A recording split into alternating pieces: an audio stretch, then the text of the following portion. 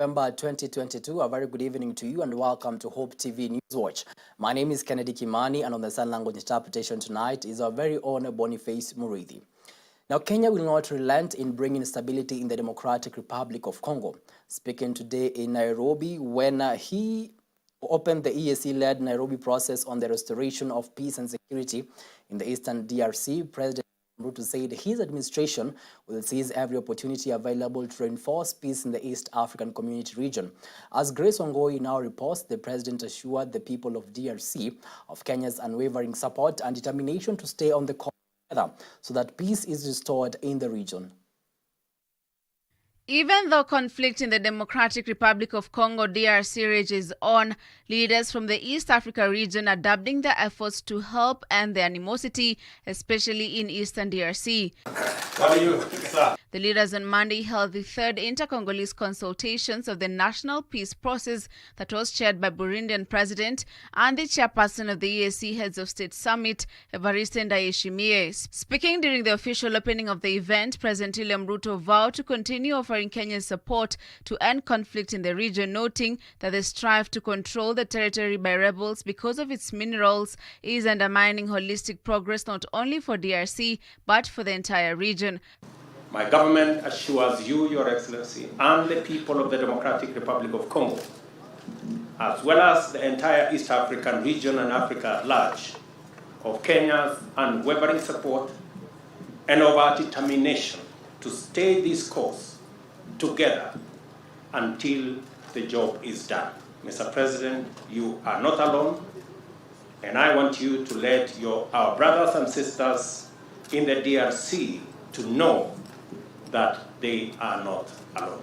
President Ruto also revisited his relationship with former President Uhuru Kenyatta during the August elections. He noted that it was important for the two leaders to put the interests of Kenya first before their personal interests and urged the DRC to make pursuing peace its priority. I wish to know that my predecessor, President Uhuru Kenyatta here, and myself were on different sides of the political contest 2 months ago. And the competition was stiff. But after the election, I met His Excellency the President. I looked at him in the eye and I told him, Mr. President, you have started a very important process in EAC.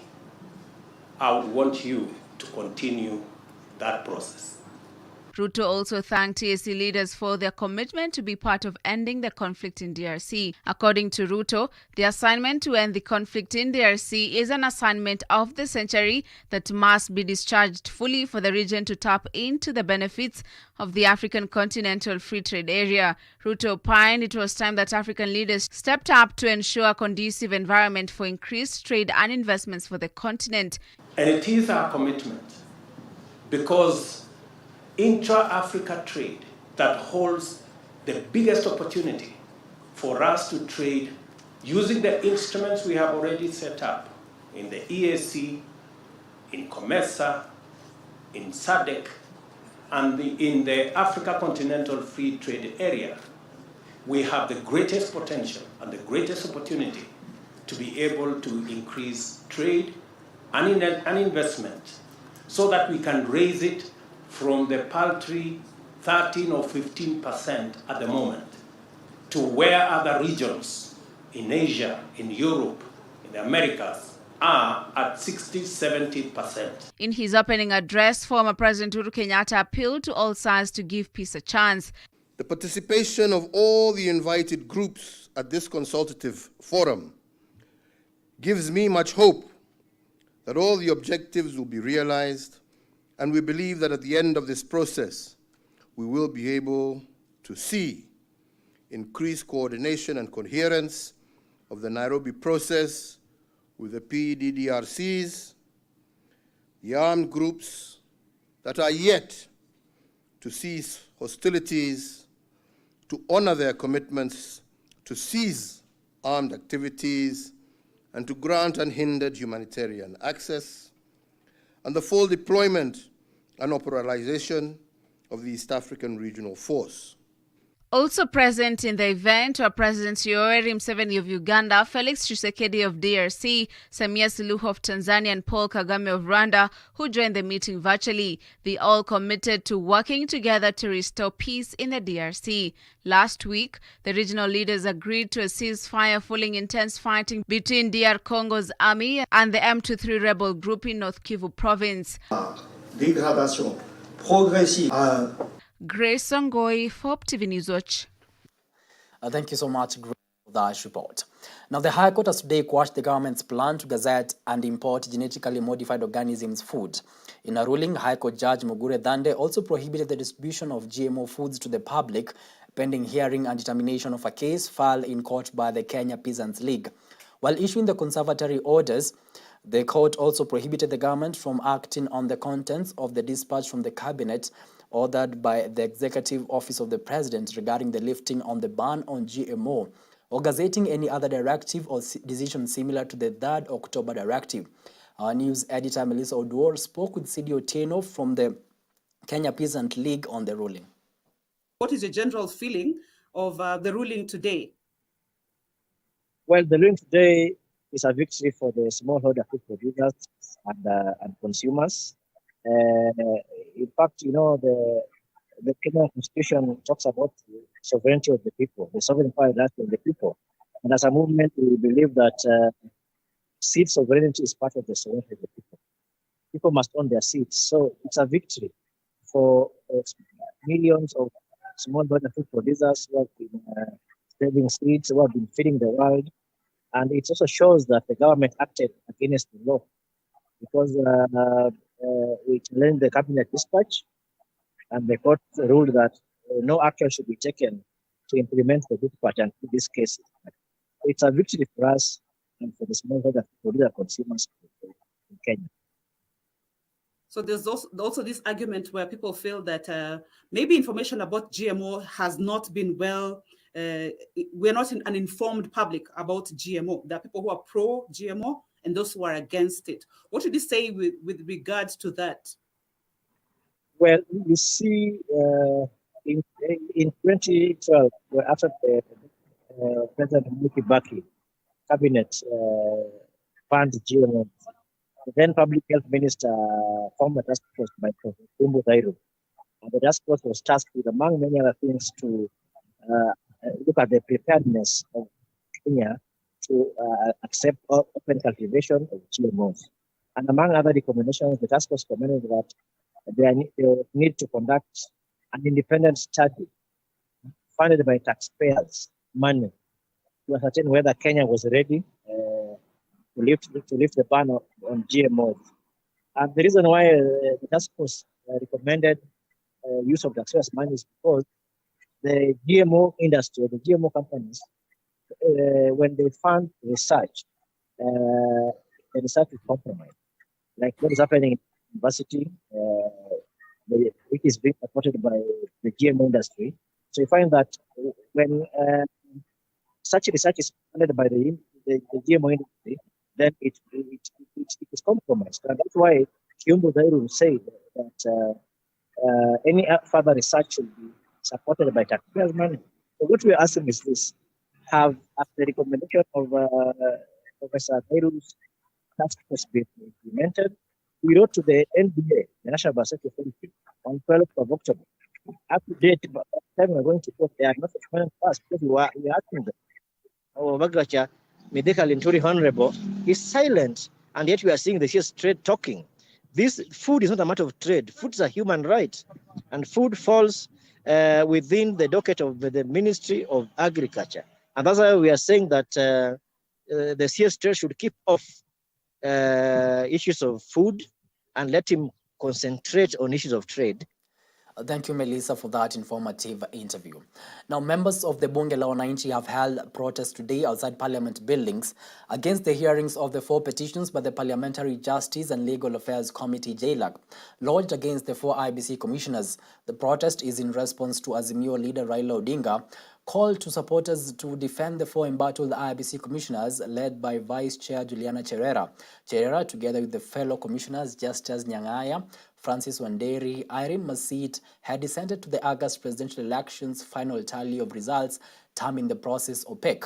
The Azimio leader who attended the inaugural sittings of the petitions had on Sunday called for countrywide rallies in protest of an alleged plot to kick them out. Raila said the consultative rallies will offer the public a platform to express their views on four petitions seeking the removal of the four commissioners from the office over their conduct during the August general election.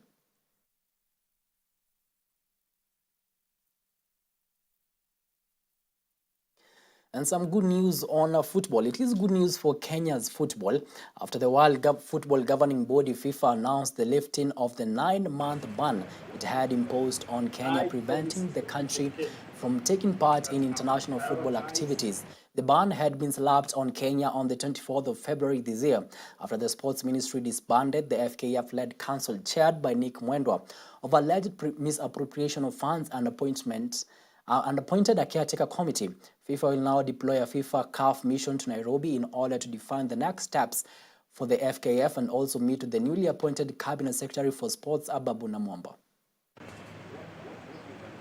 I promised the people of Kenya that I will prioritize the lifting of the FIFA suspension in Kenya. I'm very happy that as I finish my first public office, I have managed to get this suspension lifted by being in constant touch with FIFA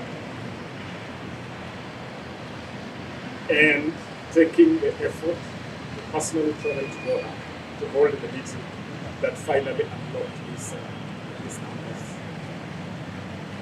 But I also made a commitment that we are not going to fly as a sporting nation if we don't invest in the basics. So we are going back to the basics. How will we wish to see the Harambee Stars play at the World Cup? Now, a Pan-African conference on women's rights in Christian communities is happening in Nairobi in efforts to challenge the narrative as to why religion has been painted as denying women their rights within churches. And as Dolly Murigi Mbuvi tells us, the conference is seeking to showcase how the faith communities are challenging gender.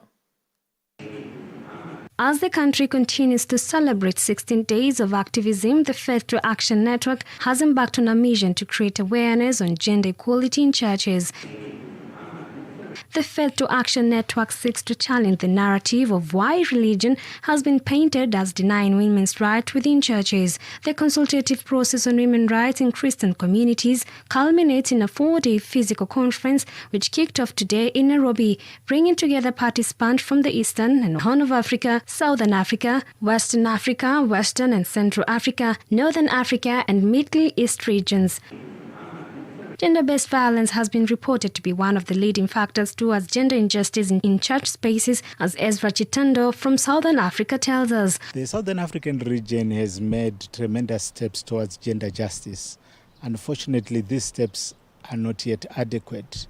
A large number of women and girls still remain excluded from positions of leadership in religion, that is both Christianity and Islam, as well as in society.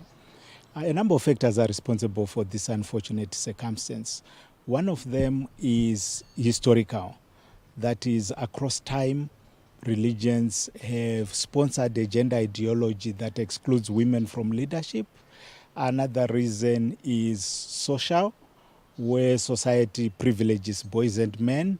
One could also add religious and theological reasons why certain interpretations of the Bible, for example, lead to the exclusion of women and girls from leadership. Women have been fighting for equal rights and impartial treatment both in the society and in workplaces. However, the voices of women in religion over gender equality matters is still low, according to Zanel Makombe, a social justice activist who believes in the power of words and voice that calls out injustice. Historical, where women haven't been in positions of authority, but also because of misinterpretation of scriptures. Earlier we heard how is it the first Chronicles, the first Chronicles, where people were talking about how women should not speak in church. So that has led people to say, no, women should not take leadership roles. And also there are issues that are associated to be women's issues are not discussed in conversations. Issues like menstrual health, menstrual hygiene. People's lives are conditioned, among other things, by the knowledge acquired and information received throughout life. It's still low in most of churches, sure, but we are working. We have movement in our region because now a lot of, especially young women, know about rights, know about everything in their rights and the CEDAW and a lot of things. We also want to empower men and we are empowering them through an education we are calling positive masculinities. This is whereby we are empowering men to be able to own the hands of their let me say, of their young girls in the community, of their sisters, of their mothers, so that they can understand that even women themselves, they have their rights and they need to be given the position to be able to talk for themselves. Dolly Mirikim for Hope TV, Nairobi.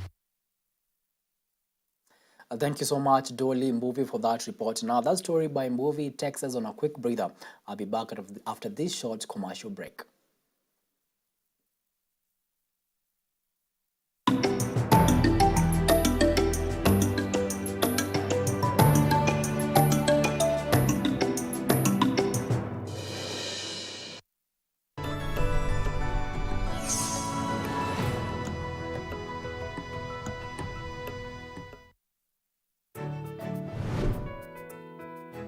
On the next episode of Health Check.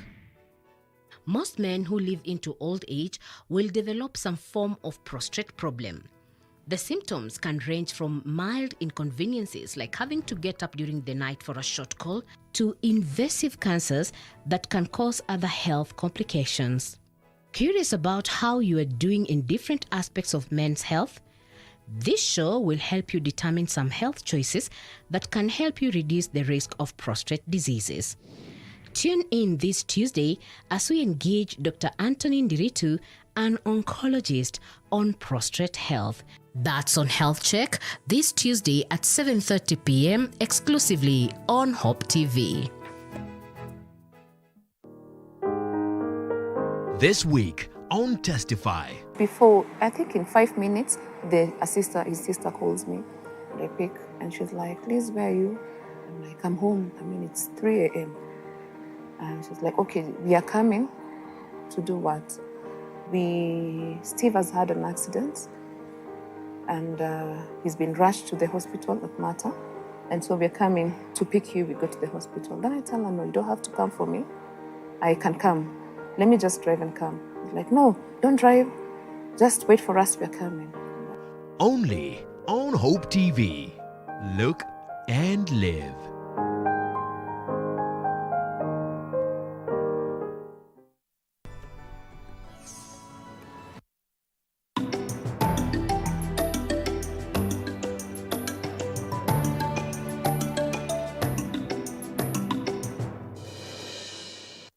Welcome back. Now, celebrations rocked Sitam Karen on Sunday as leaders led by President William Ruto, his deputy Rigathi Gachagua, Sitam Bishop Kalisto Odede, Sitam Bishop Emeritus David Oginde, and Boniface Odoyo and congregants gathered to celebrate Sitam Karen's Silver Jubilee. Speaking during the event, Bishop Odede called on those present not to settle for too little, but to be active participants in being agents of change in their spheres of influence.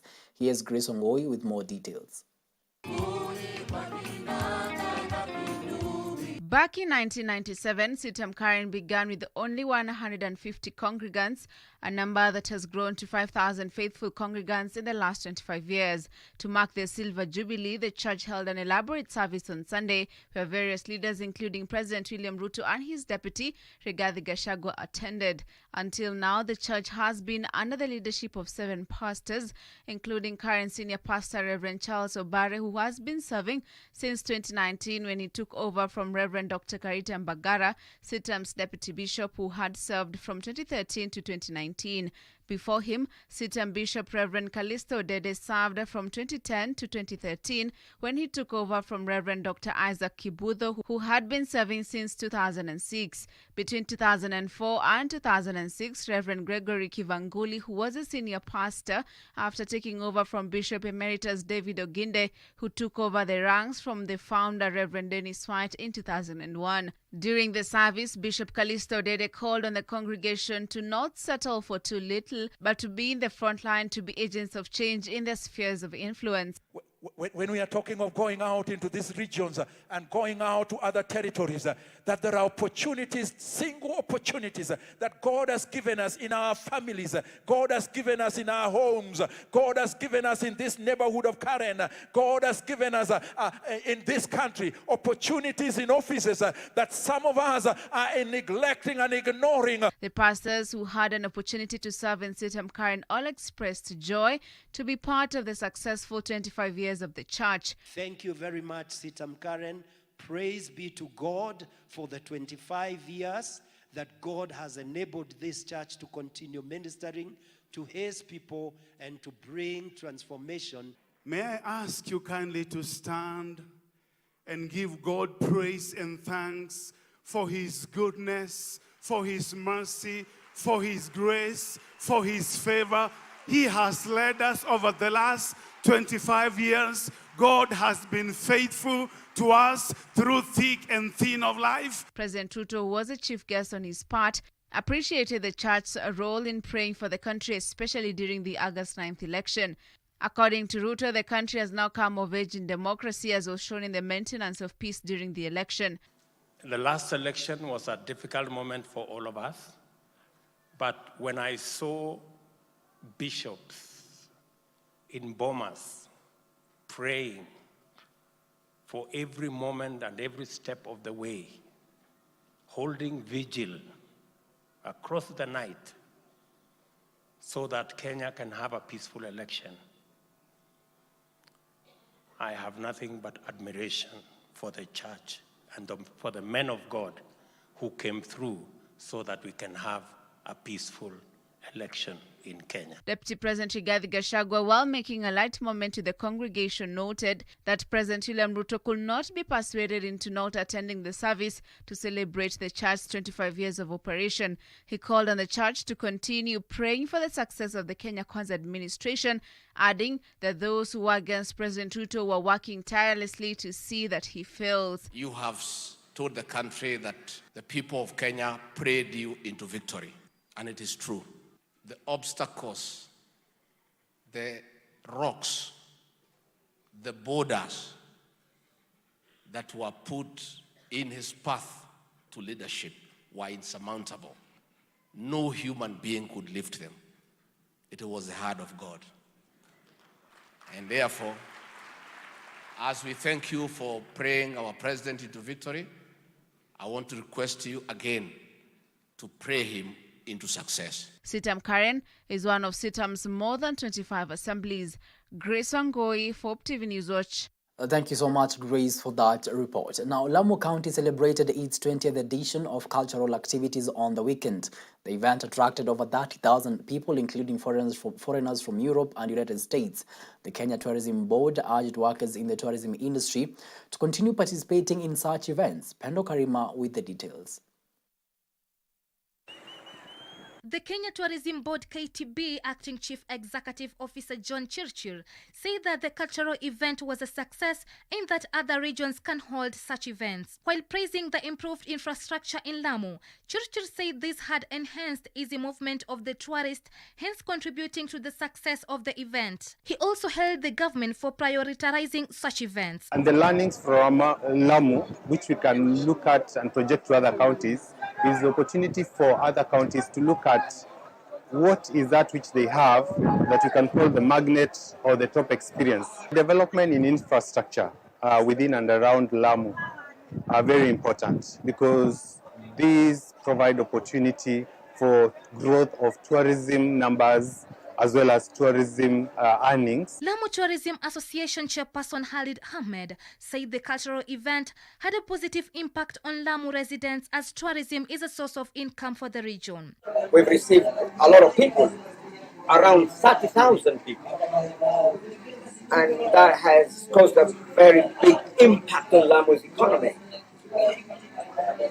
Most of the guest houses, almost all of the guest houses are full. Restaurants are busy.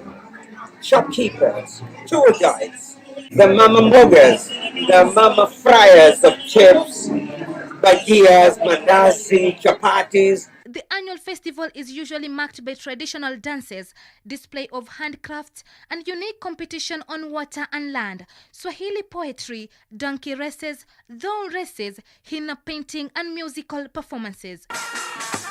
While hailing the attraction of visitors from outside Lamu, Majlis Resort General Manager Nima Shah said that the establishment was among those that has benefited from full hotel occupy. During the cultural festival, I've had 100% occupancy, which is saying a lot. I've had to almost let people understand that they could possibly, like just normal guests, that they could possibly extend their reservations to another date. Lamu Governor Issa Timami said the county will hold 6 festivals from January next year. He disclosed that the county will hold the Food Festival, Fishing Festival, Yoga Festival, Arts Festival, and Maulid Festival to keep the island active and retain its status as a heritage site. Kutakuwa na minimum wa mwaka huu wa kwanza wa festival 6 na tutazipromote. Festival ya kwanza itakuwa January kule Shela. Tuna Festival of the Hats, ama festival ya kofia. Lamu Old Town boasts of a unique heritage with more than 700 years of continuous settlement. Its rich heritage and traditions have made the island appear on the UNESCO World Heritage List. The town is currently benefiting from the UNESCO COVID-19 Crisis Response Program aimed at supporting tourism recovery around World Heritage Sites. For Hope TV Newswatch, I'm Pendo Karima. It looks like a good Christmas destination for my director, Mr. Davis. Anyway, thank you so much, Pendo, for that story.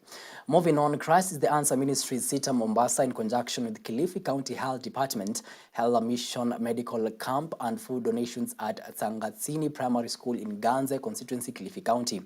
More than 500 people with various medical conditions got the chance to be checked and attended to, while around 30 of them gave their lives to Christ. Shughuli ya leo ilikuwa ya kufana sana, na mimi ninashukuru kwa sababu sehemu hii imevamiwa na hali ya njaa na magonjwa. Sasa sisi kuwapata watu kama nyinyi, tunasema Mungu ni asante, leo ametukumbuka watu wa Tsangatsini. Others are waiting to be given some of the food that we came with. And we are very grateful to the Lord. There are still others who are coming, even if we have crossed registration, because the numbers are too high, but they are still coming. We thank the Lord. We've been able to minister to almost about 500 people, and out of that, about 50 of them have given their lives to Jesus Christ, and we are really grateful to the Lord. On the 15th of October, Thriving Communities Africa, a non-governmental organization established with the purpose of sustainable social transformation in Africa, is leading a first 2-day national convention on male engagement and inclusion. While speaking during the event at the Kenya School of Government in Kabete, Kiambu County, the organization CEO Faith Nashipai said it is time for the society to start also focusing on the boy child for the future of tomorrow's generation. We are so excited, so happy to be putting together to be the main conveners of the first national convention on male engagement and inclusion. This is a forum that we have been discussing issues around the boy child, the man. How do we bring them on board as far as gender is concerned? How do we push gender forward? How do we enrich the family unit and heal our society through the man? So today we've had a wonderful session. We had the Secretary General of PCA speaking to us, helping us to track the boy and what exactly do we need. And one of the pickup lines was that we need to go to where the boy is, pick him up and walk a journey with him. Embrace him and walk a journey with him. Do you have a boy who has been left behind? I believe that tomorrow will be a bigger day. We'll be having more speakers talk about talk about man and accountability. We'll also be having a great speaker talking about the next generation and nurturing the next generation of men. We'll also be having a great speaker to help us be able to look at how do we nurture our next future? How do we model? How do we mentor the future? And that is the boy child.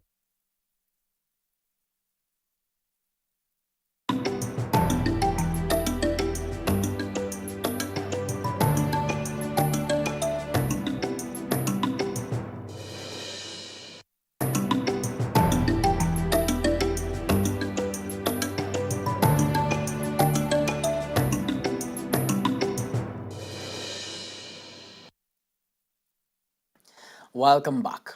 Now, President William Ruto has said that the government will focus on agricultural transformation to drive the country's economic recovery.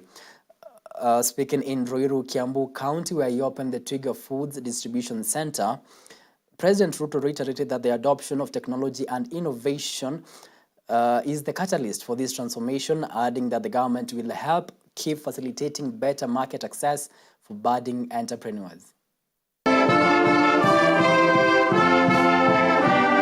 Twiga Foods model is truly bottom-up, uniting literal mama mbogas with actors along the supply chain all the way to large corporate concerns in the quest for more incomes, greater efficiency, and increased productivity.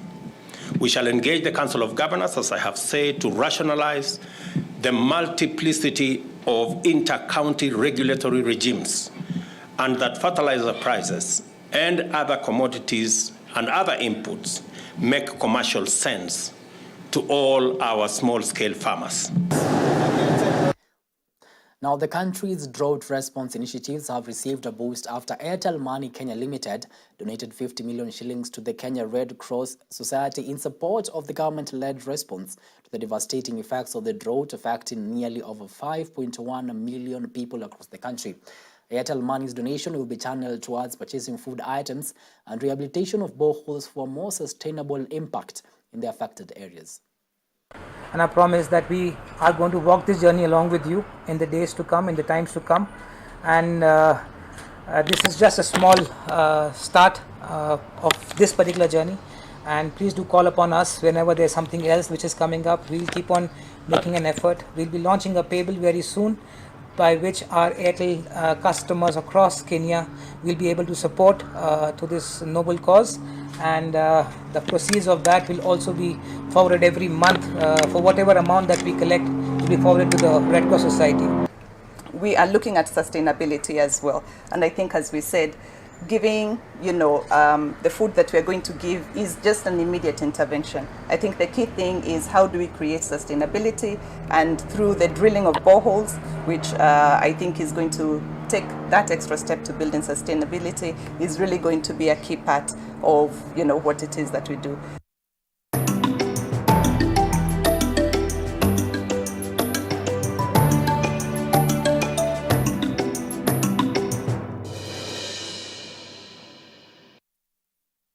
And to some sporting action now, the second leg of the NCBA-sponsored US Kids Golf Nairobi local tour has ended at the Windsor Golf Club Country Club, with the young golfers taking the chance to showcase their golfing skills. The Sunday event attracted 136 junior golfers aged between 5 to 18 years who battled in several categories in the tournament. This game was quite interesting. It was also good, except from the fact that I came late. I was stuck in traffic, so I missed a few holes, but otherwise I played a decent game. This tournament is important because it's one of the many tournaments that lead juniors to qualify for the US Kids World Championship. It's very important for NCBA to be supporting this tournament because it speaks to a tradition of supporting juniors. We started this in 2020. We started a whole movement about sponsoring juniors. And as I've always said, we're preparing in 10 years to have our juniors in the PGA and LPGA. Seen some good improvement on this course, so that is quite positive to see the kids practicing hard and getting to improve their scores. So we're looking forward to more of the same improvement. We want to see them competing, representing Kenya at the Olympics. And we've set very strong targets to be able to do this. For us to be able to achieve that, we need to have a program that helps us improve the skills development, continuous coaching, and this US Kids Golf helps us to do that. And to some football action, Deogratius Ojok netted the first hat-trick of the 2022-2023 FKF Premier League to help defending champions Tusker FC thrash Nairobi City Stars 4-1 at Ruaraka Grounds in Nairobi. In other fixtures, Kakamega Homeboy got the best of KCB FC by beating them 1-0 as Kariobangi Sharks thrashed Ulinzi Stars 3-2.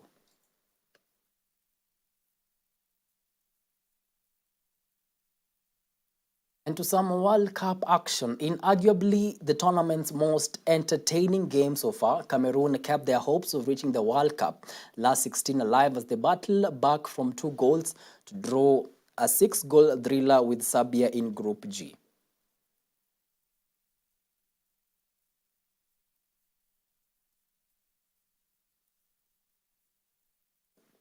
Just to update you on the other fixtures of the day, and Ghana got the best of South Korea by beating them 3-2, while Brazil, the Samba Boys, beat Switzerland 1-0. The other match is at 10 p.m.